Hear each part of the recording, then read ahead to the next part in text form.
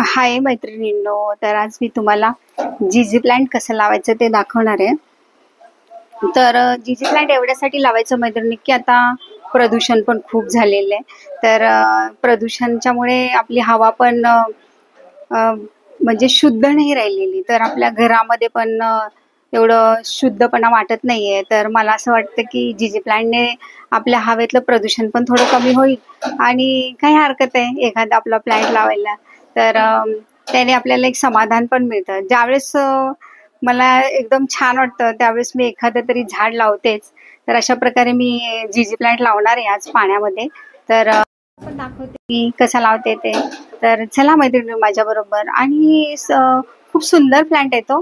आणि दुसरं म्हणजे मला असं म्हणायचं की हा प्लांट आपल्याला ॲमेझॉनवर पण मिळतो, फ्लिपकार्टवर मिळतो.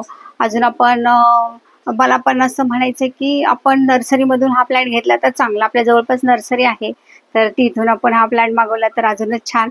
कारण कधी-कधी ऑनलाईन प्लांट येत नाही आहेत एवढे चांगले. मी असं तुम्हाला सजेशन देईन. तर चला आधी माझ्या म्हणजे कुंडीमध्ये मी वर्ष झालं लावलाय तो मातीमध्ये. तर तो आधी बघा किती सुंदर. मी एक छोटीशी कांडी लावली होती आणि तीच छोटीशी कांडी त्याच्यातलीच काढून मी आता लावणार आहे. तर तुम्हाला मी आता माझ्या कुंडीतला दाखवते. नवीन लावलेला मोगरा, त्याला पण छान फुलं आलेले. आज बाल्कनीमध्ये सुगंध पसरलाय. एकदम छान आणि सुंदर वातावरण झालेलं आहे. जीजी प्लांट आहे, तर याने हवा शुद्ध होते. तर अशा प्रकारे मला वाटतं की एक तरी तुम्ही लावावं. मी एक फांदी लावणार आहे पाण्यामध्ये. कशा प्रकारे फांदी लावता येईल ते मी तुम्हाला दाखवते. तुम्ही पण प्रयत्न करा. तर अशा प्रकारे मी काचेची बॉटल घेतली आहे मैत्रिणींनो.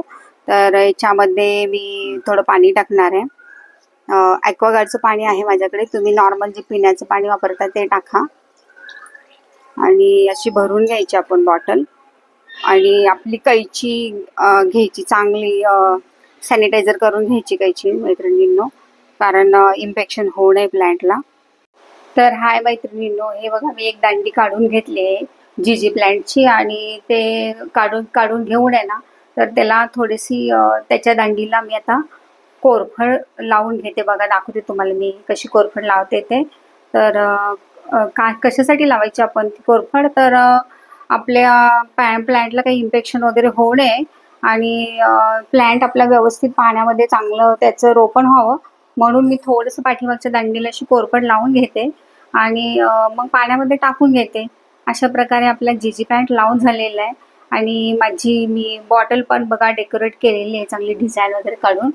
तर अशा प्रकारे असं सुंदर आपला जीजी प्लांट तयार आहे.